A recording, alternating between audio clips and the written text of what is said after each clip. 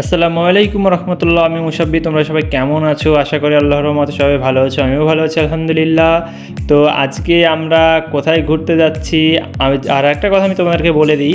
আমি এসেছি আমার বোনের বাড়ি বেড়াতে। আমি এটা আগে বলেছিলাম না, তাই অনেকে কমেন্ট করছিলে যে আমি কোথায় এসেছি, তো আমি সেটা বলে দিলাম। আর আমি এখানে এসেছি, দেখো এটা হচ্ছে গঙ্গার ধারে।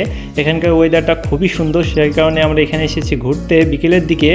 আর এখানে নিচে অনেকগুলো মাছ ঘুরে ঘুরে বেড়াচ্ছিল, সে কারণে আমরা এখান থেকে নিচে যাচ্ছিলাম ওই মাছগুলো দেখার জন্য। আর তোমাদেরকে আমি একটু কাছ থেকে মাছগুলো দেখিয়ে দিচ্ছি। তোমরা দেখো যে মাছগুলো আসলে কতটা সুন্দরভাবে বেড়াচ্ছে। এই যে দেখো মাছগুলো এখানে কিভাবে বেরিয়ে বেড়াচ্ছে। দেখো এই যে ছোট ছোট মাছ, অনেকটা ভালো লাগছিল এইগুলো দেখতে। তারপর সন্ধ্যা হয়ে আসছিল, সেই কারণে ভাবলাম যে এখানে আর বেশিক্ষণ থাকা যাবে না, এখন বাড়ির দিকে যেতে হবে। তাই সবাইকে টাটা দিয়ে আমরা এখন বাড়ির দিকে ফিরছিলাম।